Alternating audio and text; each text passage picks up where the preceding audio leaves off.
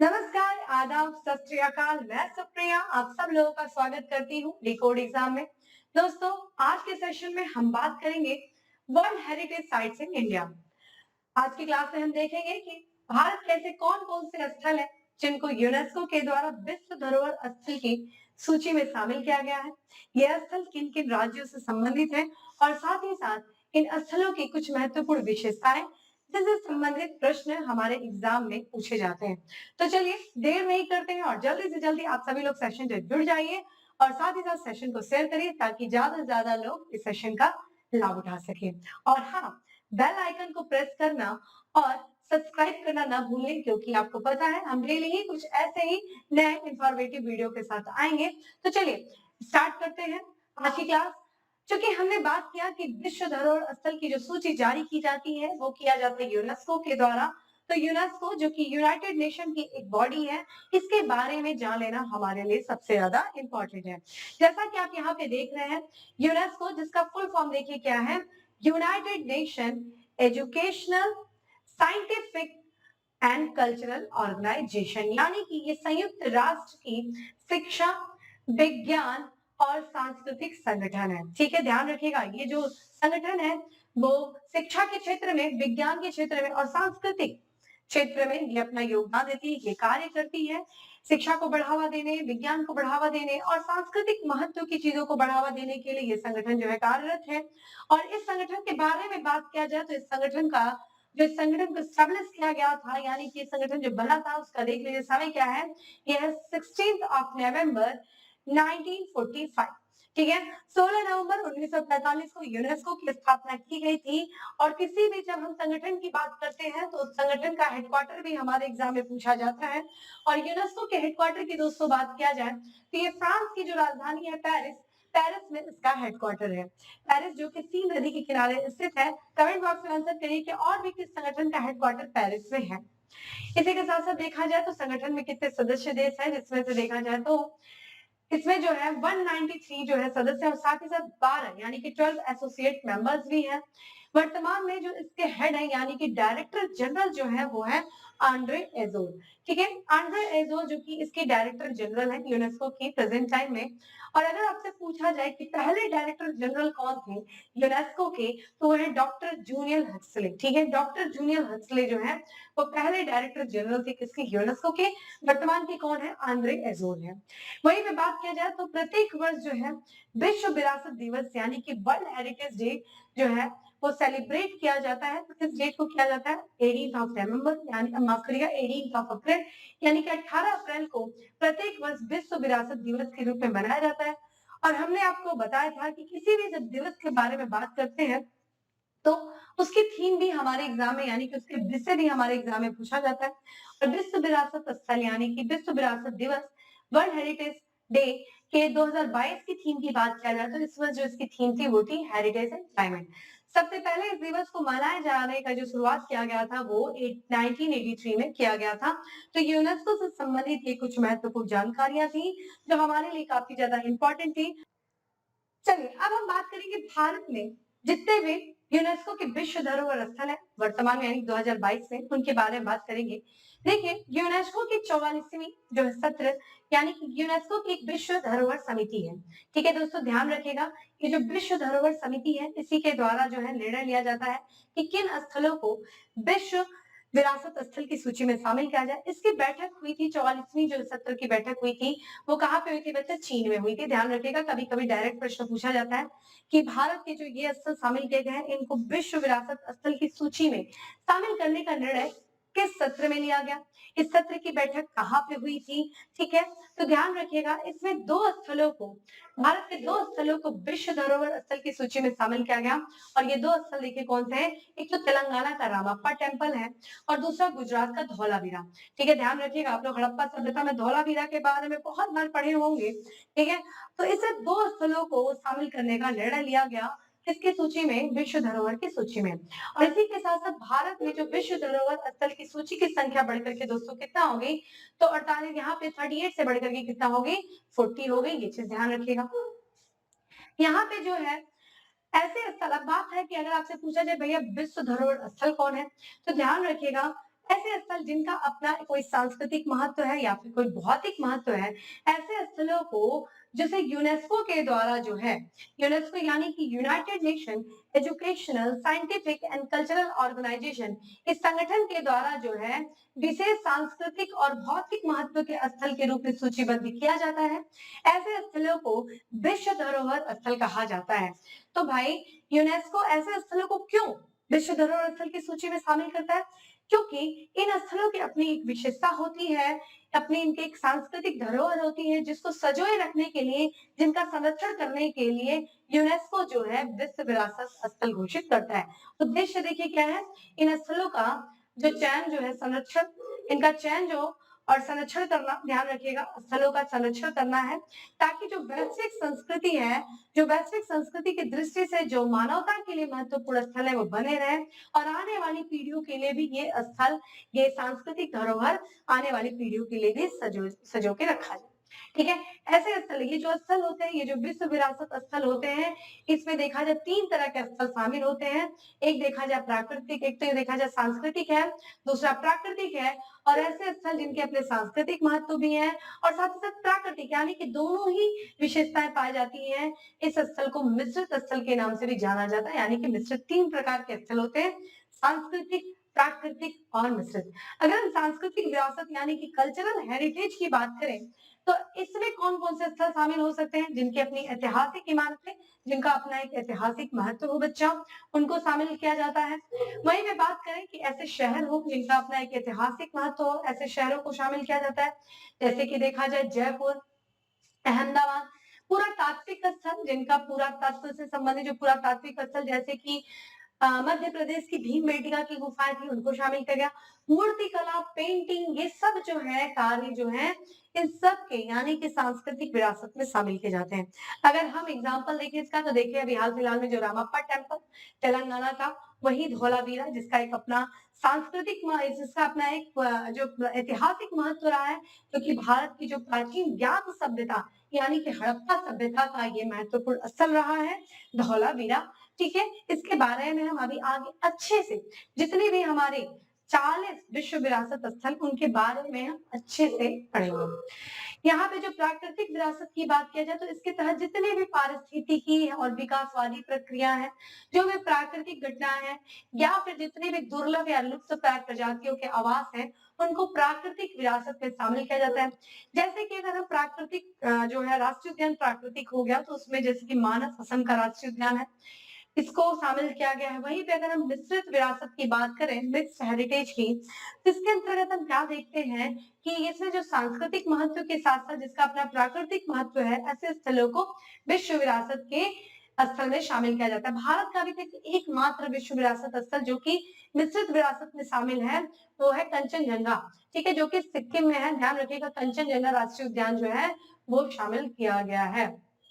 ठीक है, तो इस तरीके से देखा जाए हमारे पास जो है 32, अगर हम बात करें 40 विरासत स्थलों में कितने हमारे पास सांस्कृतिक है, कितने हमारे पास प्राकृतिक है और कितने मिश्रित, तो ध्यान रखिएगा हमारे पास जो 32 भारत है, टोटल 40 में से 32 जो है वो सांस्कृतिक धरोहर है और 7 जो है वो प्राकृतिक धरोहर है और उसी में से एक जो है एक मिश्रित धरोहर है। तो इस तरीके से वर्तमान में भारत के पास कितने प्राकृतिक स्थल हो गए, मतलब कितने विश्व धरोहर स्थल हो गए बच्चा, तो ध्यान रखिएगा ये 40। ठीक है, आइए, अगर हमें पूछा जाए कौन से मिश्रित है, कौन से प्राकृतिक है, कौन से, तो हमारे लिए इंपॉर्टेंट क्या हो जाता है, हम अगर ये देख लें कि कितने 7 प्राकृतिक हैं और एक मिश्रित है, तो हमें जो बाकी के शेष बचेंगे यानी कि 32, वो हमारे लिए क्या हो जाएंगे, सांस्कृतिक स्थल हो जाएंगे। तो कुल जो प्राकृतिक विश्व विरासत स्थल है भारत के, उनको देख लीजिए। तो सबसे पहला देखिए नाम क्या दिया हुआ है, यहाँ पे नंदा देवी। ठीक है, नंदा देवी और फूलों की घाटी राष्ट्रीय उद्यान जो कि उत्तराखंड में है, ये प्राकृतिक विश्व विरासत स्थल है। वहीं पे ग्रेट हिमालयन नेशनल पार्क जो कि हिमाचल प्रदेश में है, उसे शामिल किया गया। काजीरंगा राष्ट्रीय पार्क जो कि वन राइनो, और जो आपका देखेंगे एक श्रृंगी आपकी गेंडी के लिए जो है ये फेमस है काजीरंगा राष्ट्रीय उद्यान, जो कि असम में है। असम के 2 राष्ट्रीय उद्यान शामिल किए गए हैं प्राकृतिक विश्व विरासत स्थल में, काजीरंगा और साथ ही साथ जो है मानस को भी शामिल किया गया है। वहीं पे केवला देव राष्ट्रीय उद्यान जो कि कहाँ पे है बच्चा, राजस्थान में, ये भी आप विश्व विरासत स्थल में शामिल है प्राकृतिक। और यहाँ पे जो है सुंदरबन राष्ट्रीय उद्यान जो कि पश्चिम बंगाल का है, सभी लोग को पढ़े होंगे आप लोग। और अंतिम देखा जाए तो पश्चिमी घाट जो कि देखा जाए गुजरात हो गया, महाराष्ट्र, कर्नाटक, गोवा और केरल, तमिलनाडु, इन सारी सीमाओं से लगा हुआ है ये पश्चिमी घाट, जो कि यहाँ पे देखा जाए इसको शामिल किया गया है प्राकृतिक विरासत स्थल में। यहाँ बहुत सारी पहाड़ियां हैं, पहाड़ी श्रृंखलाएं हैं, ठीक है, जो कि प्राकृतिक है। यहाँ पे बहुत बड़ी पैमाने पे जैव विविधता पाया जाता है पश्चिमी घाट में, ठीक है। तो इन सबको संरक्षित रखने के लिए जो है यूनेस्को ने प्राकृतिक विश्व विरासत स्थल घोषित किया है। वही भारत में एकमात्र जो है मिश्रित विश्व विरासत स्थल है वो कौन सा बच्चा, सिक्किम का कंचनजंगा राष्ट्रीय उद्यान है, ठीक है, ध्यान रखिएगा, सिक्किम का कंचनजंगा राष्ट्रीय उद्यान, ठीक है। अब आते हैं, बात करते हैं एक एक करके, ठीक है, एक एक करके जितने भी राष्ट्रीय उद्यान हैं यूनेस्को, माफ करिएगा, जितने भी विश्व धरोहर स्थल हैं भारत में, उनका ये चार्ट है, उनको चार्ट को एक बार देख सकते हैं। देखिए, सबसे पहले जो विश्व विरासत स्थल शामिल किया गया था वो 1983 में किया गया था बच्चा, ध्यान रखिएगा। 1983 में भारत के 4 स्थानों को, ठीक है, विश्व विरासत स्थल की सूची में शामिल किया गया था, जिसमें से 2 उत्तर प्रदेश के थे, और यहाँ पे देखने को मिल रहा है आपको 2 उत्तर प्रदेश के थे और 2 कहाँ के थे बच्चा, महाराष्ट्र के थे। उत्तर प्रदेश के जो आगरा का किला है और आगरा में ही ताजमहल है, उन्हें शामिल किया गया, और महाराष्ट्र की जो अजंता की गुफाएं हैं दोस्तों, और एलोरा की गुफाएं हैं, उनको जो है विश्व विरासत स्थल की सूची में शामिल किया गया।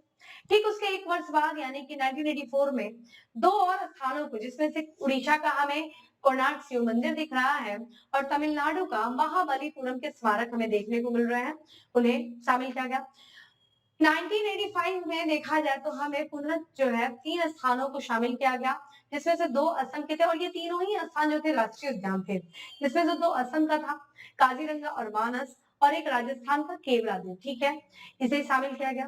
वहीं पे देखा जाए 1986 में पुनः 4 स्थानों को, ठीक है, विश्व विरासत स्थल की सूची में शामिल किया गया, और ये 4 स्थान जो थे वो अलग अलग राज्य से थे, जिसमें से सबसे पहला देखा जाए तो कर्नाटक का था, हम्पी का स्मारक था। वही मध्य प्रदेश का देखा जाए तो खजुराहो का स्मारक था, और यहाँ पे जो है उत्तर प्रदेश का फतेहपुर सीकरी, जो कि फतेहपुर सीकरी, और फिर गोवा का गिरजाघर और कॉन्वेंट जो है इन्हें शामिल किया गया था, तो ये चीज ध्यान रखिएगा। वहीं पे हम बात करें, ठीक उसके 1 साल बाद यानी कि 1987 में 3 धरोहरों को और शामिल किया गया, जिसमें से महाराष्ट्र का था, कौन सा था बच्चा, एलिफेंटा की गुफाएं थी, और फिर सुंदरवन राष्ट्रीय उद्यान जो कि पश्चिम बंगाल में है, और पटक्कल के स्मारक समूह जो कि कर्नाटक में है। इसके साथ ही देखा जाए 1987 में चोल मंदिर, देखिए चोल जो शासक थे उनके द्वारा कई मंदिरों का निर्माण करवाया गया था, ठीक है। चोल जो थे आंध्र प्रदेश के दक्षिण और तमिलनाडु के उत्तर वाले राज्य में चोल शासकों का अपना साम्राज्य था, और इन्होंने जितने मंदिरों को जो है बनाया था उसमें से कुछ मंदिरों को विश्व विरासत स्थल की सूची में शामिल किया गया था, जिसमें से एक बार 1987 में किया गया था, फिर 2004 में किया गया था, और ये तमिलनाडु में थे, ठीक है। फिर उसके बाद नंदा देवी और फूलों की घाटी को संयुक्त रूप से देखा जाए उत्तराखंड में है ये, और ये क्षेत्र आसपास में ही संयुक्त रूप से इनको विश्व विरासत स्थल की सूची में शामिल किया गया। सांची का बौद्ध स्तूप जो कि मध्य प्रदेश में है 1989 में, और फिर यहाँ पे 1993 में दिल्ली के 2 स्मारकों को, जिसमें से हुमायूं का मकबरा और कुतुब मीनार और उसके स्मारकों को शामिल किया गया विश्व धरोहर स्थल में। और फिर उसके बाद देखा जाए भारतीय जो है पर्वतीय रेलवे दार्जिलिंग का था, ठीक है, इनको जो है 3 रेलवे को शामिल किया गया था 1999 और 2005 और 2008 में। वहीं देखा जाए बिहार का बौद्ध गया का महाबोधि मंदिर 2002 में शामिल किया गया, और फिर उसके बाद 2003 में एक पुनः कौन सा भीमबेटका की गुफाएं, ठीक है, जो कि पुरातात्विक धरोहर स्थल है। और वहीं पे देखा जाए छत्रपति शिवाजी टर्मिनल जो कि 2004 में महाराष्ट्र से, और वहीं पे 2004 में गुजरात का एक चंपानेर पावागढ़ पुरातत्व राष्ट्रीय उद्यान है, उसे शामिल किया गया। और 2007 में बच्चा देखा जाए तो दिल्ली का लाल किला शामिल किया गया था, और फिर 2010 में राजस्थान का, देखिए जंतर मंतर दिल्ली में भी है और जयपुर में भी है और भी जगह, तो जंतर मंतर जो कि राजस्थान का जंतर मंतर 2010 में शामिल किया गया था, ठीक है, जो कि जयपुर में। फिर देखिए पुनः पश्चिमी घाट जो कि 2012 में पश्चिमी घाट पे देखिए बहुत सारी पहाड़ियां उनमें किसे किसे शामिल किया गया था, इसे महाराष्ट्र, गोवा, तमिलनाडु, कर्नाटक, हम आगे चल के इसके बारे में बात करेंगे। फिर वही देखा जाए राजस्थान की पहाड़ी दुर्ग, 6 पहाड़ी दुर्गों को 2013 में शामिल किया गया था। ये 6 पहाड़ी दुर्ग कौन-कौन से थे, उनके बारे में हम आगे स्लाइड में बात करेंगे। फिर 2014 में 2 स्थलों को, जिसमें से हिमाचल प्रदेश का ग्रेट हिमालयन राष्ट्रीय उद्यान, और फिर उसके बाद बात करेंगे 2014 में ही गुजरात का रानी की वाव, ठीक है, इसको शामिल किया गया। 2016 में 3 स्थलों को, जिसमें से सबसे पहले बिहार का है नालंदा विश्वविद्यालय, जिसके बारे में आप सभी लोग जानते होंगे, और फिर सिक्किम का कंचनजंगा राष्ट्रीय उद्यान, जो कि भारत का एकमात्र मिश्रित विश्व विरासत स्थल है, और फिर चंडीगढ़ का ली कार्बोजिए के वास्तुशिल्प जो है शामिल किया गया। वही बात करें 2017 में, तो गुजरात के अहमदाबाद का ऐतिहासिक शहर यानी कि अहमदाबाद को शामिल किया गया, और ये भारत का पहला ऐसा शहर था जिसे विश्व विरासत शहर की सूची में शामिल किया गया। वही बात करें 2018 में, तो 2018 महाराष्ट्र का एकमात्र जो है, भारत का एकमात्र स्थल जो कि मुंबई के विक्टोरियन आर्ट डेको एंसेम्बल को शामिल किया गया था, और 2019 में गुलाबी शहर के नाम से जाना जाने वाला शहर कौन है बच्चा, जयपुर, उसे शामिल किया गया। और हाल फिलहाल में यानी कि अभी बिल्कुल जो रिसेंट में नवीनतम शहर जो है शामिल किया गया था यूनेस्को में, वो है रामप्पा टेम्पल, जो कि कहाँ पे है, तेलंगाना में, और गुजरात का धौलावीरा, वर्ष 2021 में 2। तो इसी के साथ साथ ये 40 विश्व विरासत स्थलों की सूची है जो कि यूनेस्को के विश्व धरोहर स्थल के सूची में सूचीबद्ध की गई है। अब हम एक एक करके इन विश्व धरोहर स्थलों के बारे में पढ़ेंगे, इनकी कुछ महत्वपूर्ण विशेषताओं को देखेंगे जहां से संबंधित प्रश्न पूछे जा सकते हैं। ठीक है, सबसे पहले हम बात करेंगे, देखिए हम इसमें क्या करेंगे, राज्य में जितने भी राज्य हैं, जिन जिन राज्यों में जितने भी स्थापत्य या कोई सांस्कृतिक धरोहर या फिर प्राकृतिक धरोहर शामिल की गई, उनको हम एक ही साथ देखेंगे। यानी कि उत्तर प्रदेश के कौन कौन से सांस्कृतिक और या फिर प्राकृतिक क्षेत्र हैं जिनको विश्व विरासत स्थल में शामिल किया गया, उनको हम एक ही साथ, इसी तरीके से महाराष्ट्र, इसी तरीके से कर्नाटक, इसी तरीके से गुजरात, ठीक है, इसी तरीके से सारे, यानी कि आप सामने देख ही रहोगे, हम जो बात करने जा रहे हैं वो राज्यवार यानी कि राज्यानुसार जो हमारे पास लिस्ट है, हम उनके बारे में बात करेंगे। तो उत्तर प्रदेश में देखिए 4 थे, हम बात करते हैं सबसे पहले जो है आगरे का किला, जिसे जो कि आगरा में है, ये उत्तर प्रदेश के, और 1983 में इसको शामिल किया गया था। देखिए इस किले को बहुत लोग बोलते हैं कि आगरे का किले का जो निर्माण कराया गया था ये शाहजहां या मुगलों के द्वारा कराया गया था, लेकिन नहीं, ध्यान रखिएगा, आगरे का किले का जो निर्माण कराया गया था ये 9वीं शताब्दी में बच्चा कराया गया था, ठीक है, 9वीं शताब्दी में कराया गया था, और ये सिकरवार वंश के द्वारा जो है, इसके बाद सिकरवार वंश के जो शासक थे उनके द्वारा आगरे का किले का निर्माण करवाया गया था। बात है 1080 में, जब मोहम्मद गजनवी जो है भारत पे आक्रमण करता है, उसी समय जो है मोहम्मद गजनवी के समय देखा जाए तो यहाँ पे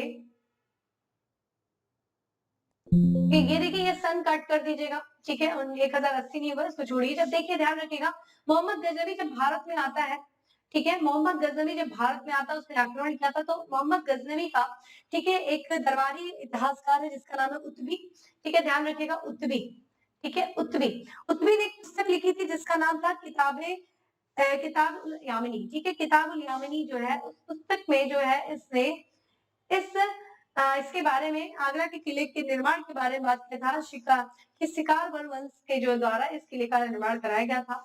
इसके बाद 1526 में जब लोधी वंश के अंतिम शासक इब्राहिम लोधी को पराजित करके पानीपत के युद्ध में बाबर ने मुगल सत्ता को स्थापित किया, तो मुगलों का आधिपत्य इस किले पे हो गया, और जो वर्तमान स्वरूप आप इस किले का देख रहे हैं वो शाहजहां के द्वारा जो है इस किले को बनाया गया था, जो वर्तमान स्वरूप है। दूसरा स्थल है उत्तर प्रदेश का, वो है ताजमहल, सारे लोग पता होगा ताजमहल के बारे में, जो कि 7 अजूबों में से एक है ताजमहल विश्व के, जिसको 1983 में जो है शामिल किया गया। इसका निर्माण देखा जाए, जो मुगल शासक है शाहजहां, उन्होंने अपनी प्रिय पत्नी मुमताज महल की याद में इसका निर्माण कराया था। अगर आपसे पूछा जाए कि जो ताजमहल का जो वास्तुकार कौन था, तो ध्यान रखिएगा अहमद उस्ताद लाहौरी, ठीक है, अगर आपसे पूछा जाए तो ध्यान रखिएगा अहमद उस्ताद लाहौरी, ये चीज आप लिख सकते हैं। इसका जो वास्तुकार था कौन था भैया, अहमद उस्ताद लाहौरी, ठीक है, लाहौरी जो था इसका जो है वास्तुकार था, और इसको जो बनाने का समय था लगभग 1631 से लेकर के 1653 के बीच समय लगा था बनाने में, ठीक है। अब बात करते हैं किसकी, फतेहपुर सीकरी, जो कि ये भी उत्तर प्रदेश के आगरा में है। इसको 1986 में शामिल किया गया था और ये एक नगर है और कहा जाता है जो अकबर है उसने फतेहपुर सीकरी को 1571 से लेकर के 1585 यानी कि 1571 से लेकर के 1585 के बीच में जो है इसको अपने साम्राज्य की राजधानी बनाया था। इस शहर में देखा जाए बहुत सारे स्मारक मौजूद हैं जिसमें से देखा जाए आंख मिचौली, दीवाने खास, बुलंद दरवाजा मोस्ट इंपॉर्टेंट दोस्तों ध्यान रखिएगा बुलंद दरवाजा कहा जाता है बुलंद दरवाजे का निर्माण अशोक ने गुजरात विजय के उपलक्ष्य में कराया था। और फिर शाही मस्जिद, पंचमहल, ख्वाबगाह, जोधाबाई का भी महल ठीक है ध्यान रखिएगा यही पे है फतेहपुर सीकरी में। अनूप तालाब और इसी के साथ साथ कहा जाता है कि जो सूफी संत थे जिनका नाम था चिश्ती, ठीक है सलीम चिश्ती की दरगाह भी हमें यही देखने को मिलती है। कहा जाता है कि सलीम चिश्ती के आशीर्वाद से अकबर को पुत्र प्राप्ति हुई थी जिसका नाम उन्होंने सलीम रखा था और यही आगे सलीम जाकर के जहांगीर के नाम से मुगल गद्दी पर बैठता है। महाराष्ट्र की बात करा जाए तो महाराष्ट्र में ध्यान रखिएगा यहाँ पे आप महाराष्ट्र में जो है अजंता की गुफाएं जिसकी तस्वीर आप सामने देख सकते हैं ये देखिए अजंता की गुफाएं हैं। अजंता की गुफाओं जो कि महाराष्ट्र के औरंगाबाद जिले में देखिएगा नाम औरंगाबाद शहर इस शहर को स्थापित किसने किया था इस शहर को औरंगजेब ने किया था इसीलिए इस शहर को औरंगाबाद कहा जाता है। और यहीं पे जो है महाराष्ट्र के औरंगाबाद में ही अजंता की गुफाएं हैं और ये अजंता की गुफाओं का निर्माण देखिए गुप्त शासकों के द्वारा कराया गया था ध्यान रखिएगा गुप्त शासकों के द्वारा इसका निर्माण करवाया गया था। और इसमें कुल 29 गुफाएं हैं कहा जाता है 30 है बल्कि एक गुफा का निर्माण जो कार्य है वो पूरा नहीं हो सका था। वही बात करें एलोरा की गुफाएं जो कि ये भी औरंगाबाद में है 1983 में इसको विश्व विरासत स्थल की सूची में शामिल किया गया। एलोरा की गुफाओं का निर्माण कार्य देखिए राष्ट्रकूट वंश के शासकों के द्वारा किया गया था। ये राष्ट्रकूट वंश जो कि दक्कन के क्षेत्र में ये शासन कर रहे थे और अगर आप लोगों ने इतिहास पढ़ा होगा तो जैसे जो कि कर्नाटक के जो वातापी जो कि बादामी के चालुक्य थे उनके पतन के बाद जो दक्कन यानी कि महाराष्ट्र और आंध्र प्रदेश वाले क्षेत्र में जिस वंश का उदय होता है वो राजपूत वंश रहते हैं। और ध्यान रखिएगा राजपूत वंश पहले ऐसा वंश था जिन्होंने दक्षिण भारत से यानी से उत्तर भारत के तरफ जाकर के यानी कि उत्तर भारत की राजनीति में हस्तक्षेप करने वाला जो पहला वंश था वो राजपूत वंश था। और अगर आप लोगों ने त्रिपक्षीय संघर्ष के बारे में पढ़ा होगा जो कि कन्नौज पर आधिपत्य को लेकर के हुआ था तीन शक्तियों के बीच में एक तो गुजरात की गुर्जर प्रतिहार दूसरा बंगाल कृपाल और तीसरा दक्कन के राजपूत इनके बीच में हुआ था त्रिपक्षीय संघर्ष किसको लेकर के ये हुआ था कन्नौज पर आधिपत्य को लेकर के इन्हीं शासकों के द्वारा एलोरा की गुफाओं का निर्माण कराया गया जिसमें कुल कितनी गुफाएं हैं दोस्तों 34 गुफाएं हैं। और ध्यान रखिएगा इन 34 गुफाओं में 3 धर्मों का प्रतिनिधित्व होता है कौन कौन सा बौद्ध हिंदू और जैन जिसमें से देखा जाए जो प्रारंभिक 12 गुफाएं हैं यानी कि 1 से लेकर के जो 12 गुफाएं हैं वो बौद्ध धर्म का प्रतिनिधित्व करती हैं।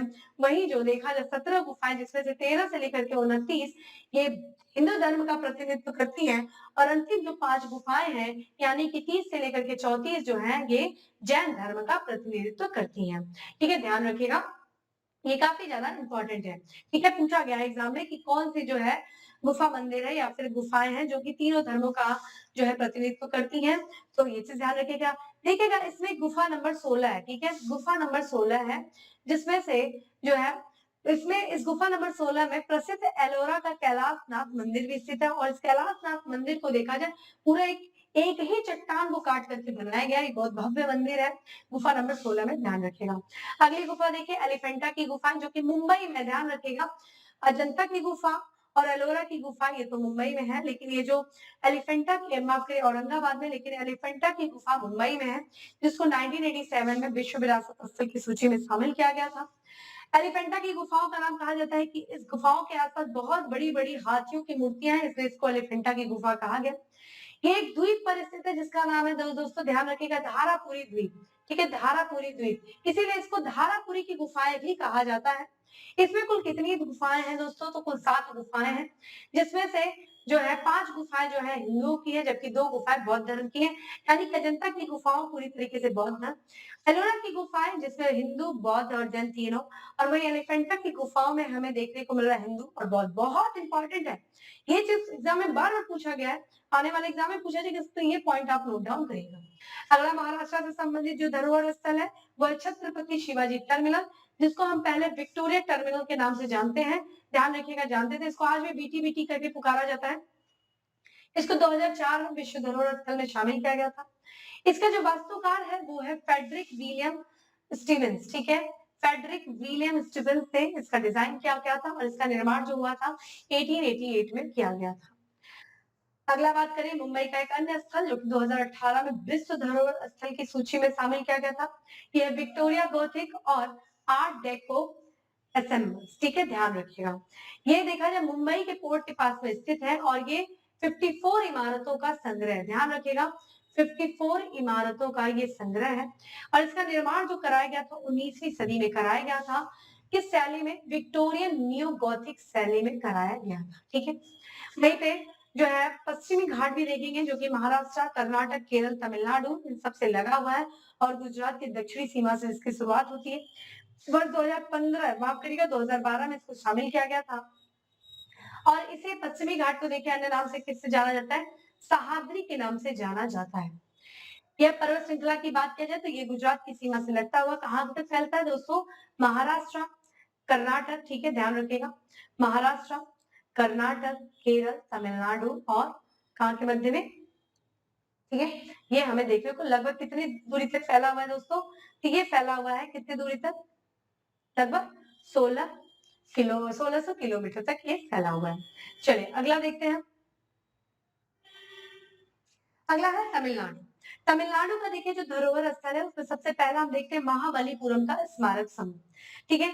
महाबलीपुरम के स्मारक समूह की दोस्तों बात किया जाए तो ये 1984 में जो है इसे शामिल किया गया था और इस स्मारक समूहों का जो महाबलीपुरम के जो मंदिर है जिसकी तस्वीर आप देख सकते हैं, ठीक है, ध्यान रखिएगा। इसे 7वीं से 8वीं शताब्दी के मध्य में पल्लव वंश के शासकों के द्वारा इनका निर्माण कार्य कराया गया था और ये जो स्मारक है पूरे जो संपूर्ण स्मारक है इनको पत्थरों को काट करके इनको बनाया गया था, पत्थरों को तराश करके इनका निर्माण कराया गया था, ठीक है। तो महाबलीपुरम के स्मारक जो है ये पल्लव वंश के शासकों के द्वारा बनाया गया था। अगला देखिए महान चोल मंदिर जिसको 1987 में, ठीक है, जो है विश्व धरोहर स्थल में शामिल किया गया था। ये चीज ध्यान रखिएगा। और सबसे इंपॉर्टेंट देखिए जो चोल शासकों ने बहुत बड़े पैमाने पर मंदिरों का निर्माण किया था और इसमें जो है चोल शासकों के, अगर आपको पता होगा प्राचीन भारत आप लोगों ने पढ़ा होगा तो चोल शासकों के बारे में पढ़ा होगा। हमें चोलों के बारे में 2 बार पढ़ने को मिलता है, एक तो आपका संगम काल में और दूसरा 9वीं शताब्दी में जब विजयालय के नेतृत्व में पुनः पुनः जो है चोल वंश का स्थापना की जाती है। उसी वंश का एक शासक रहता है राज राजेश्वर, ठीक है, राज प्रथम जिसको कहते हैं राज प्रथम। उसके द्वारा जो है कई मंदिरों का निर्माण करवाया जाता है। उसके बाद उसके पुत्र राजेंद्र प्रथम के भी द्वारा, इसी तरीके से उसके शासकों के द्वारा जो है चोल वंश के शासकों ने बहुत बड़े पैमाने पे मंदिरों का निर्माण करवाया। उसी में देखा जाए जो 11 से 12वीं शताब्दी के मध्य में देखा जाए चोल शासकों ने 3 प्रसिद्ध मंदिरों का निर्माण करवाया। एक तो तंजावर का बृहदेश्वर मंदिर जो कि चोल शासक राज प्रथम के द्वारा कराया गया था, जिसे राज राजेश्वर मंदिर के भी नाम से जाना जाता है, बृहदेश्वर के मंदिर को। दूसरा जो मंदिर है वो है गंगई कोंड चोली स्वरम मंदिर है और तीसरा मंदिर दिख रहा है दरासपुरम का, ठीक है, दरासपुरम का मंदिर है जिसका नाम क्या है? कौन सा मंदिर है? ये है एरावतेश्वर का मंदिर। एरावती जो है, एरावत जो था वो भगवान इंद्र के हाथी का नाम था, उसी के नाम से ये है एरावतेश्वर के मंदिर का निर्माण करवाया गया था। तो ये चोल मंदिर है, ठीक है, ध्यान रखिएगा। अब हम बात करेंगे उड़ीसा, ठीक है। उड़ीसा का जो मंदिर है जो कि उड़ीसा के हमें जो धरोहर स्थल देखने को मिल रहा है जो कि विश्व विरासत स्थल में शामिल है, उसमें से सबसे पहला जो है 1984 में शामिल किया गया था, कौन सा था? वो है कोणार्क का शिव मंदिर, माफ करिएगा सूर्य मंदिर। आप लोगों ने इसके बारे में सुना होगा, कोणार्क का शिव मंदिर जो कि उड़ीसा के पुरी जिले में है और इस मंदिर का जो निर्माण कार्य करवाया गया था वो 13वीं शताब्दी में कराया गया था। उड़ीसा में एक वंश था, कौन सा? गंग वंश, उसी के एक शासक थे नरसिंह देव सिंह, ठीक है, नरसिंह देव प्रथम के द्वारा कराया गया था और इस कोणार्क के शिव मंदिर को, सूर्य मंदिर को ब्लैक पैगोडा के भी नाम से जाना जाता है। और अगर आपसे शैली पूछ दे किस शैली में, तो ध्यान रखिएगा कलिंग शैली में इस मंदिर का, जिसकी आप तस्वीर आपके सामने खुली हुई है, आप यहाँ पे देख सकते हैं, इसकी ये तस्वीर है और यहाँ पे देखा जाए तो कलिंग के, ठीक है, कलिंग शैली में निर्माण किया गया था। कलिंग देखिए उड़ीसा का प्राचीन नाम है। कलिंग विजय किया था ना अपने अशोक ने, जिसके 13वें शिलालेख से हमें जानकारी मिलती है, ठीक है, वो चीज ध्यान रखिएगा। अगला देखिए कर्नाटक का है। कर्नाटक में देखिए हम्पी के स्मारक, हम्पी है कर्नाटक में, काफी आप लोगों ने इसके बारे में सुना होगा, कई बार इसके बारे में हमें पढ़ने को मिलता है। तो हम्पी का स्मारक समूह है जो कि बेल्लारी जिला में 1986 में इसको शामिल किया गया था। और ये जो हम्पी में स्थित जो मंदिर है, जो महल है, इनका निर्माण कार्य विजयनगर साम्राज्य के शासकों के द्वारा कराया गया था। विजयनगर साम्राज्य की स्थापना जो कि हरिहर और बुक्का के द्वारा की गई थी। और ध्यान रखिएगा ये अब तो इसके अवशेष ही बस बचे हुए हैं पूरी तरीके से। और हम्पी में जो है, हम्पी जो था ये 16वीं, माफ करिएगा 14वीं शताब्दी में विजयनगर साम्राज्य की राजधानी हुआ करता था। ठीक है, अगली बात करें तो कर्नाटक में ही है पडक्कल के स्मारक समूह है, जो कि किसके द्वारा इसका जो निर्माण कराया गया था वो 7वीं से 8वीं जो है सदी में कराया गया था। किसके द्वारा, किस राष्ट्र या शासकों के द्वारा? तो यहाँ पे कर्नाटक में जो बादामी और वातापी के, जो कि ये वर्तमान नाम है यहाँ पे वातापी, ठीक है, वहां के शासक थे चालुक्य शासक। ठीक है, चालुक्य शासकों के द्वारा करवाया गया था। ये चालुक्य बादामी वातापी का एक प्रसिद्ध शासक था पुलकेशिन द्वितीय, जिसने उत्तर भारत के शासक हर्षवर्धन को रेवा यानी कि नर्मदा नदी के तट पर पराजित किया था। और इसी वंश के शासक यानी पुलकेशिन द्वितीय का ही दरबारी कवि था जिसका नाम था रवि कीर्ति। उसी ने एहोल अभिलेख लिखा था जिसको एहोल प्रशस्ति भी कहते हैं, क्योंकि पुलकेशिन द्वितीय के विजयों के बारे में उसमें वर्णन किया गया है। और इसी वंश के द्वारा देखा जाए तो पटक्कल के स्मारक समूह का निर्माण करवाया गया था। इस पूरे स्मारक समूह में देखा जाए तो 9 जो कि 10 मंदिर है, जिसमें 9 मंदिर हिंदू के हैं और 1 मंदिर जैन के हैं। गोवा की बात किया जाए तो गोवा का एक चर्च है जिसको गोवा का चर्च और कॉन्वेंट जो कि गोवा की राजधानी पणजी में स्थित है। इसको 1986 में दोस्तों ध्यान रखिएगा कब 1986 में इसको शामिल किया गया था। और इसकी तस्वीर आप देख सकते हैं, ये जो गिरजाघर है जिसकी तस्वीर आपके स्क्रीन पर खुली हुई है, ये इसका निर्माण जो कि 16वीं शताब्दी में किया गया था। और इस चर्च का देखिए क्या नाम है, कब है, Basilica of Bom Jesus church. ठीक है, मूवी पिक्चर वगैरह में आप देखेंगे कई फिल्मों में इस चर्च को दिखाया गया है। और इसका ये पुरानी गोवा में स्थित है। और 1594 में इस चर्च का निर्माण किया गया था। वही मध्य प्रदेश की बात करें कि मध्य प्रदेश में कौन कौन से स्मारकों को शामिल किया गया था, तो सबसे पहले बात करेंगे मध्य प्रदेश का जो सबसे पहला स्मारक है खजुराहो के स्मारक है, जिनकी तस्वीर आप देख सकते हैं। खजुराहो टेम्पल आपके सामने है। ठीक है, यहाँ पे खजुराहो का, और ये पूरे स्मारक समूह में कुल 85 जो देखा जाए मंदिर है, यानी कि 85 मंदिरों का ये समूह है खजुराहो का। और इन मंदिरों का जो निर्माण कराया गया था ये चंदेल शासकों के द्वारा कराया गया था, ध्यान रखिएगा। ठीक है, चंदेल शासकों के द्वारा कराया गया था। कब कराया गया था, 950 से लेकर के 1050 के बीच में कराया गया था। यहाँ का एक राजा था चंद्रवर्मन, ध्यान रखिएगा, चंद्रवर्मन के द्वारा कराया गया था राजा। और ये जो स्मारक है ये हिंदू और जैन मंदिर दोनों स्मारकों में ये शामिल है। ठीक है, इस मंदिरों में हिंदू के भी मंदिर है, जैन मंदिर में ये शामिल है। ठीक है, वही बात करते हैं अगला जो है धरोहर स्थल सांची का बौद्ध स्मारक है, जो कि रायसेन जिले में है। मध्य प्रदेश के रायसेन जिले में, कई बार जिला भी पूछा गया है आपके एग्जाम में। और ये जो है जिसको 1989 में इसको शामिल किया गया था। और ये जो बौद्ध स्मारक है, ये जो सांची का स्तूप है, ये पूर्णतः बौद्ध धर्म को समर्पित है, ध्यान रखिएगा। और इसका जो निर्माण कराया गया था वो 30वीं शताब्दी ईस्वी पूर्व के से लेकर के 12वीं शताब्दी के मध्य में। कहा जाता है कि सम्राट जो है मौर्य वंश का शासक या मौर्य वंश का सम्राट, जो भारत का सम्राट अशोक के द्वारा सांची के स्तूप का निर्माण कार्य कराया गया था। प्रारंभ में जो सांची का स्तूप जब बना था, जब अशोक के द्वारा बनाया गया था, तो इसकी जो वेदिका, मान लीजिए कि स्तूप है और इसके चारों ओर जो वेदिकाएं लगाई गई थी वो कास्ट वेदिका यानी कि लकड़ी की वेदिका लगाई गई थी। और लकड़ी जो है समय के साथ बरसात जलवायु के कारण, मौसम के कारण सड़ जाती है। तो जब ये सड़ जाती है तो जो कि मौर्य वंश रहता है, आप देखेंगे मौर्यों का जब पतन हो जाता है तो उसके बाद मौर्योत्तर काल आता है। और मौर्योत्तर काल का एक शासवंश रहता है शुंग वंश, जिसका संस्थापक पुष्यमित्र शुंग रहता है।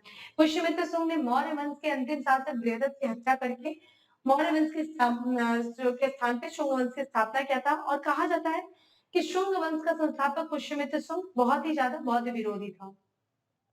लेकिन कई कई पुस्तकों में लेकिन ये बताया गया चूंकि इस जो कास्ट वेदिका जो खराब हो जाती है सांची के स्तूप की, उसको जो कहा जाता है पाषाण वेदिका में बदलता है, यानी कि पत्थर की वेदिका उसके चारों तरफ लगाता है।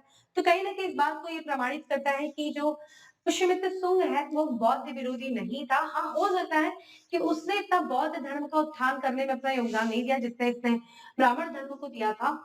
लेकिन और किन्हीं-किन्हीं पुस्तकों में बच्चा ये दे दिया है कि इसका जो पुनर्निर्माण कार्य कराया जाता है वो पुष्यमित्र सुंग के पुत्र अग्निमित्र के द्वारा कराया जाता है। लेकिन ध्यान रखिएगा पुष्यमित्र सुंग के ही द्वारा कराया जाता है।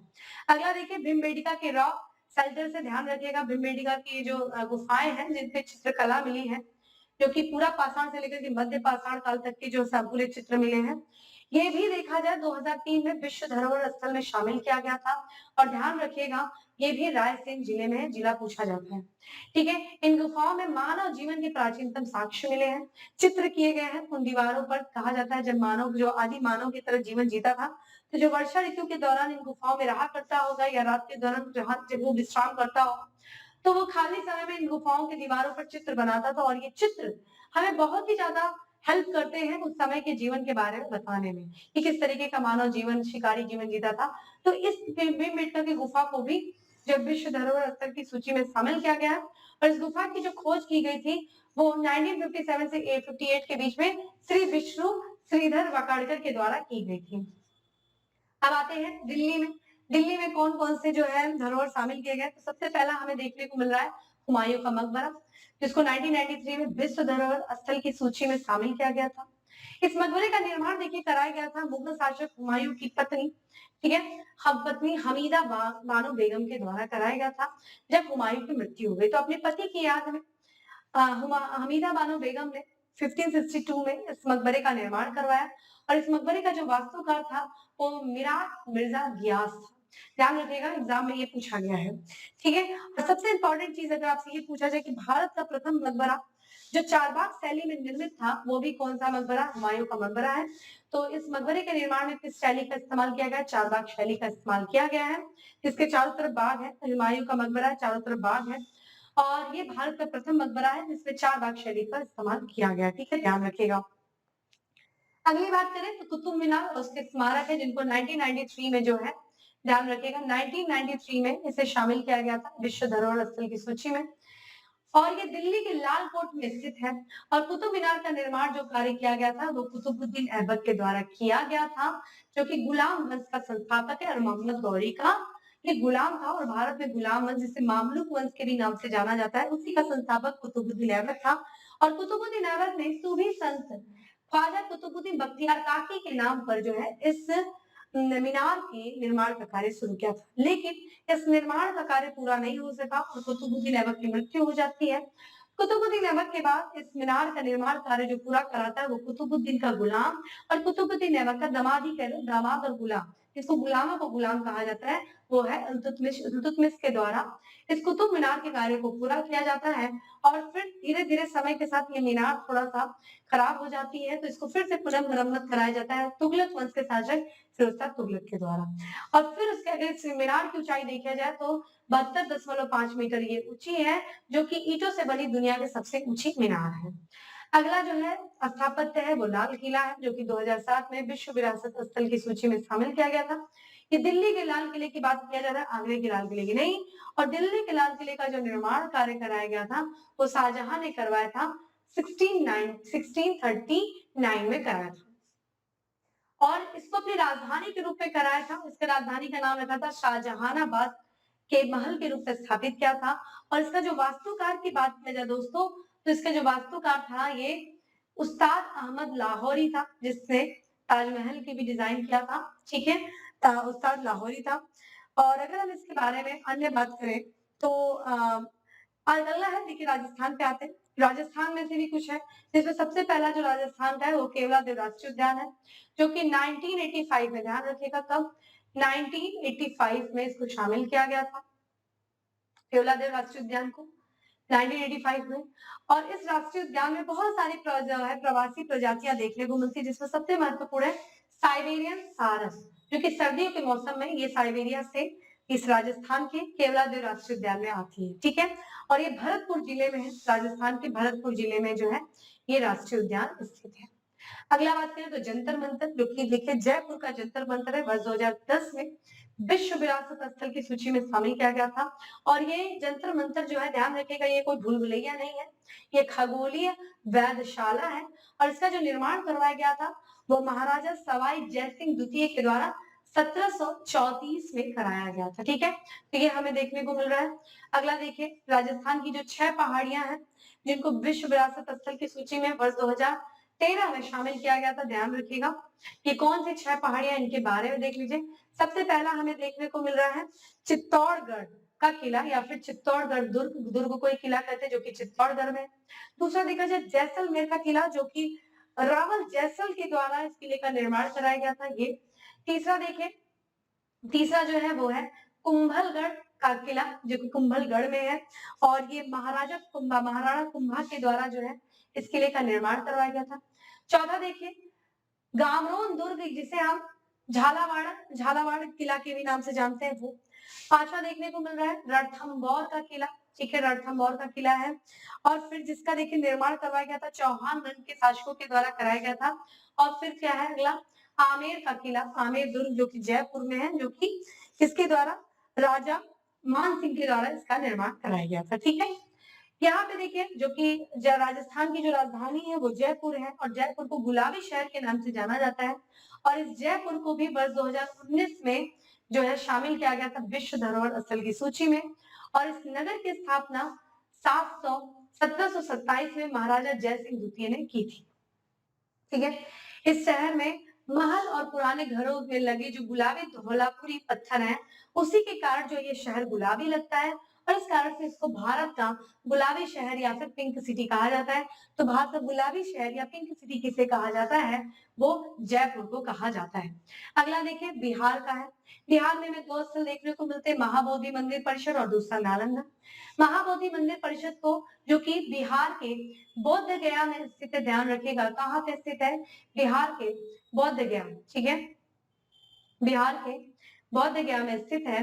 वर्ष 2002 में इसको शामिल किया गया था और ये जो मंदिर है ये जो बौद्ध धर्म के संस्थापक महात्मा बुद्ध को ये समर्पित है और ये उसी जगह पे इस मंदिर का निर्माण कराया गया था जिस जगह पे महात्मा बुद्ध ने ज्ञान की प्राप्ति की थी, यानी कि इनको जब संबोधि हुआ था बौद्ध गया में, उसी जगह पे इस मंदिर का निर्माण कराया गया था। ये आप देख सकते हैं स्क्रीन पे इस मंदिर का जो है चित्र बना हुआ है। ठीक है, यहाँ बात करें दूसरा जो स्थल है बिहार का वो है नालंदा विश्वविद्यालय, जो कि कहाँ पे दोस्तों, ये बिहार के कहाँ पे, राजगीर जिले में है, जो कि 2016 में इसको शामिल किया गया था। और जो कि इस महाविद्यालय की बात करें, बौद्ध नालंदा विश्वविद्यालय की बात करें, जो कि बौद्ध धर्म से संबंधित है। ठीक है, किससे संबंधित है, बौद्ध धर्म की महायान शाखा से, ध्यान रखिएगा बौद्ध धर्म की महायान शाखा से ये संबंधित है। और इसका जो निर्माण कराया गया था वो किसके द्वारा कराया गया था बच्चा, तो गुप्त वंश के शासक कुमार गुप्त के द्वारा इसका निर्माण कराया गया था। और ये जो है इस विश्वविद्यालय का खोजा किससे था, ठीक है, इस विश्वविद्यालय को खोजा किससे था, तो अलेक्जेंडर कनिंघम ने इस विश्वविद्यालय को खोजा था, जिनको पुरातात्विक विभाग का जनक कहा जाता है, भारत के पुरातात्विक विभाग का जनक। और इस विश्वविद्यालय को कहा जाता है कि जो मोहम्मद गौरी का एक गुलाम था जिसका नाम था बख्तियार खिलजी, ठीक है, तो बख्तियार खिलजी के द्वारा जो है इस महाविश्वविद्यालय को 1193 में क्या कर दिया गया था, नष्ट कर दिया गया था, जला दिया गया था। ठीक है, अगली बात करें पश्चिम बंगाल में कौन कौन सा, तो पश्चिम बंगाल में जो सबसे पहला स्थल है वो है सुंदरवन राष्ट्रीय उद्यान, जिसको 1987 में जो है विश्व धरोहर स्थल की सूची में शामिल किया गया था। सुंदरवन डेल्टा, ठीक है, जो कि राष्ट्रीय उद्यान जो है वो गंगा नदी के सुंदरवन डेल्टा में स्थित है। सुंदरवन डेल्टा जो कि विश्व का सबसे बड़ा डेल्टा है। इस उद्यान की बात किया जाए तो यह उद्यान 1984 में जो है स्थापित किया गया था और ये विश्व के सबसे बड़े मैंग्रोव वनों के लिए जाना जाता है, मैंग्रोव वन। ठीक है, कमेंट बॉक्स में आंसर करिए कि सबसे ज्यादा जो मैंग्रोव वन है वो किस राज्य के में पास है। ठीक है, अगला देखिए असम। असम में देखा जाए हमें देखने को मिल रहा है सबसे पहले जो है काजीरंगा राष्ट्रीय उद्यान, जो कि 1985 में, ध्यान रखिएगा कब, 1985 में काजीरंगा राष्ट्रीय उद्यान को विश्व धरोहर स्थल की सूची में शामिल किया गया था। और ये जो राष्ट्रीय उद्यान है वो अपने एक सींग वाले गेंडे के लिए, ध्यान रखिएगा, एक सींग वाले गेंडे के लिए जाना जाता है। और ये इसका पूरा क्षेत्रफल देखा जाए तो ये कितना हो गया, 430 वर्ग किलोमीटर क्षेत्र में ये फैला हुआ है। अगला जो है असम का जो है विश्व विरासत स्थल वो है मानस मंजू अभयारण्य है, जिसे देखा जाए 1985 में, कब भैया, 1985 में इस विश्व विरासत स्थल को शामिल किया गया था, इस राष्ट्रीय उद्यान को। और इसकी जो स्थापना हुई थी इस राष्ट्रीय उद्यान की, वो की गई थी 1990 में किया गया था। ये राष्ट्रीय उद्यान भी एक सींग वाले गेंडा और साथ ही साथ भैंसे का जो है भैंसे के लिए प्रसिद्ध है। यहाँ पे एक सींग वाले गेंडा और भैंसा जो है मुख्य रूप से पाया जाता है।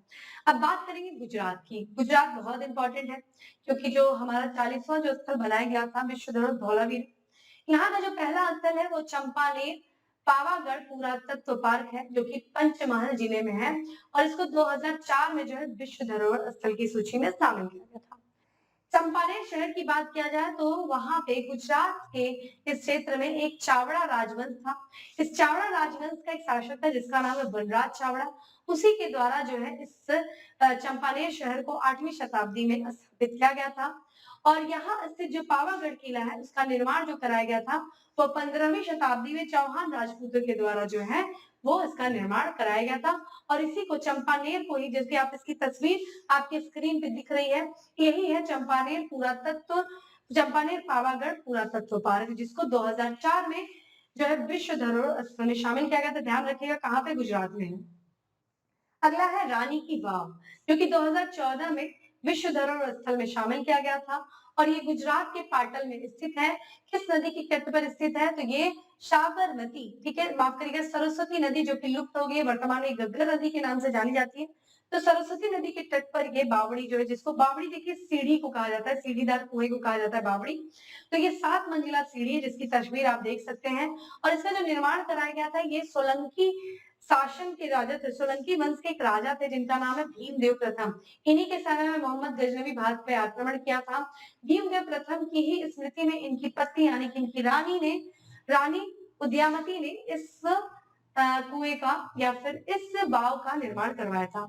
अगर इस कुएं की तस्वीर देखा जाए, इस रानी की वाव की तस्वीर को वर्ष 2018 में भारत के केंद्रीय बैंक यानी कि रिजर्व बैंक ऑफ इंडिया ने 100 रुपए की नोट पर इसके चित्र को क्या किया था, चित्रित किया था। ठीक है, अब बात करते हैं अहमदाबाद की, जो कि गुजरात का शहर है और ये साबरमती के तट पर स्थित है। वर्ष 2017 में अहमदाबाद को भी विश्व विरासत स्थल का दर्जा दिया गया। इस शहर की स्थापना की बात किया जाए तो 11वीं सदी में यहाँ का एक राजा था जिसका नाम है राजा आशा भील। ठीक है, राजा आशा भील के द्वारा इस शहर का आशावल नाम से शहर की स्थापना की गई थी। और ध्यान रखिएगा सबसे इंपॉर्टेंट पॉइंट क्या है, ये है कि जो अहमदाबाद शहर है वो विश्व धरोहर शहर का दर्जा पाने वाला भारत का पहला शहर है और एशिया का, ध्यान रखिएगा, तीसरा शहर है। ये भारत का पहला और एशिया का तीसरा, यानी कि एशिया के 2 ऐसे शहर थे जिनको पहले से ही विश्व धरोहर शहर का दर्जा दिया गया है। और ये 2 शहर कौन से, एक तो आपका नेपाल का भक्तपुर शहर है और दूसरा श्रीलंका का गाले शहर है जिनको विश्व धरोहर स्थल का दर्जा मिला है। अगला बात करें दोस्तों तो ये देखा जाए गुजरात का एक धोलावीरा शहर है जिसको वर्ष 2021 में रामप्पा टेम्पल के साथ जो है धोलावीरा को भी विश्व धरोहर स्थल में शामिल किया गया था। और ये गुजरात के कौन से एक गुजरात का एक द्वीप है जो कि बहुत ड्राई है यानी कि शुष्क है, जिसका नाम है खादिर द्वीप। ध्यान रखिएगा गुजरात के खादिर द्वीप में है ये स्थित द्वीप, वहां पे स्थित है। और गुजरात का जो धोलावीरा शहर है ये भारत की ज्ञात प्राचीनतम सभ्यता में से सभ्यता हड़प्पा सभ्यता का ये प्रमुख स्थल रहा है जिसे सिंधु घाटी सभ्यता के भी नाम से जाना जाता है। ये वहां से हमें धोलावीरा से हमें बहुत सारे हड़प्पा सभ्यता के अवशेष मिले हैं। धोलावीरा अपने वाटर मैनेजमेंट यानी कि जल प्रबंधन प्रणाली के लिए विश्व विख्यात हुआ करता था। यहाँ पे हमें कहा जाए 3 स्तरीय जो है नगर नियोजन मिले हैं। अगर आप लोगों ने हड़प्पा पढ़ा होगा तो ध्यान रखिएगा, यहाँ पे हमें क्रिकेट, यहाँ पे खेल का स्टेडियम मिला धोलावीरा। तो इस शहर को भी संरक्षित रखने के लिए ध्यान रखिएगा धौलावीरा यानी कि सफेद कुआं, धौला मतलब होता है सफेद, वीरा मतलब कुआं, सफेद कुआं, और ये अपने वाटर मैनेजमेंट के लिए ही जाना जाता था। इसी को संरक्षित करने के लिए 2021 में यूनेस्को ने इसे विश्व धरोहर स्थल के रूप में शामिल किया।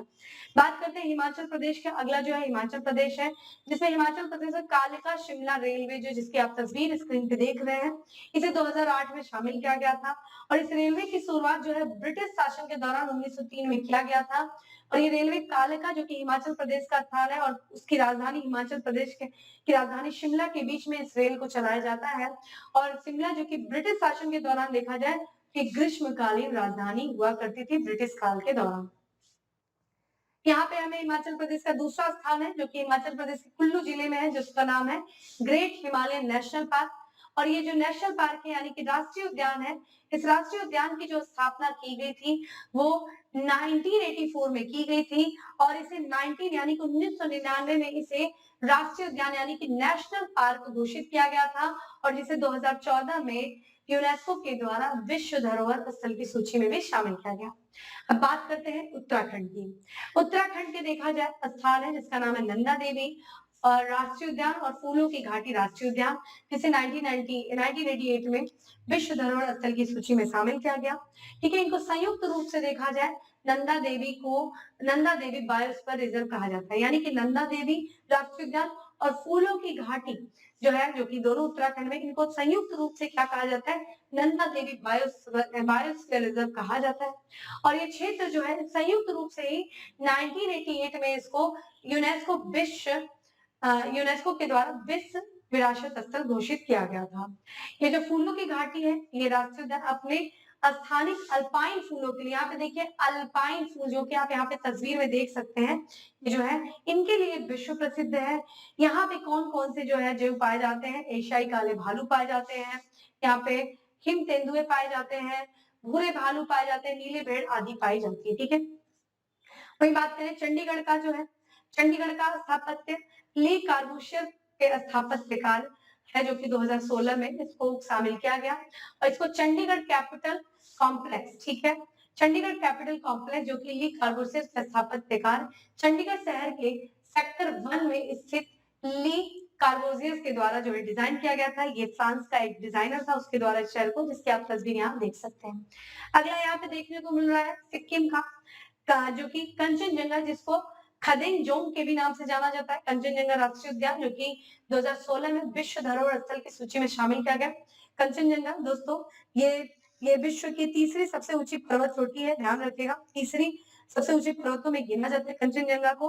और इसी कंचनजंगा राष्ट्रीय उद्यान को जो है, इस राष्ट्रीय उद्यान की जो स्थापना की गई थी 1977 में की गई थी और इस राष्ट्रीय उद्यान के अंदर देखा जाए एक लेप्चा जनजाति जो कि सिक्किम में पाई जाती है, उनकी कुछ बस्तियां यहाँ पे देखने को मिलती है। प्रश्न यहाँ से भी आपसे पूछा गया था।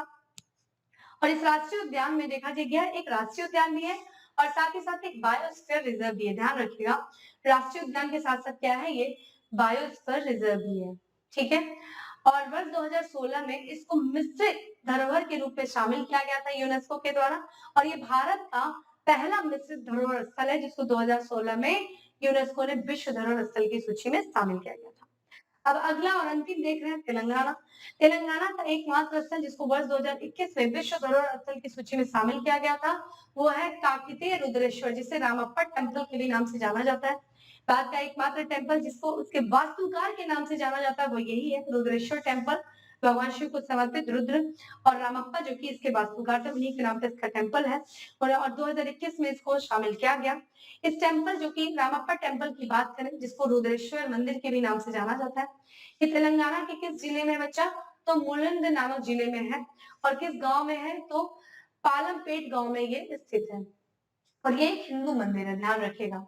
ये मंदिर भगवान शिव को समर्पित है और इस मंदिर के शिलालेख पे इस मंदिर में जो दीवारों पे जो लेख लिखा गया है वो इसमें ये बताया गया कि इस मंदिर का जो निर्माण कराया गया था वो 1213 में यहाँ पे तेलंगाना में काकतीय वंश था और काकतीय वंश का शासक है जिसका नाम है गणपति देव। गणपति देव का ही एक सेनापति है जिसका नाम है रेचारला रुद्रदेव, उसी के नाम से जो है उसी ने इस मंदिर का निर्माण करवाया था जिसके नाम पे इस मंदिर को जाना जाता है, यानी कि रुद्रेश्वर टेम्पल। ठीक है, ध्यान रखिएगा। तो दोस्तों इस तरीके से था आज के हमारे विश्व धरोहर स्थल। भारत के कुल 40 विश्व धरोहर स्थलों के बारे में हम लोगों ने देखा, उसकी सूची देखी और न सिर्फ उसकी सूचियों को देखा बल्कि उनसे संबंधित अन्य महत्वपूर्ण तथ्यों को देखा, एक एक करके इन विश्व धरोहर स्थलों के बारे में पढ़ा और बहुत से ऐसी जानकारियां ली जो हमारे एग्जाम के लिए बहुत ज्यादा इंपॉर्टेंट है। तो ऐसे ही इंफॉर्मेटिव वीडियो से जुड़े रहने के लिए चैनल को सब्सक्राइब करना नहीं भूलिए। फिर आएंगे अगले इसी तरीके के सेशन के साथ, फिर मिलते हैं अगली क्लास में। तब तक के लिए bye, have a good day, stay safe and stay happy.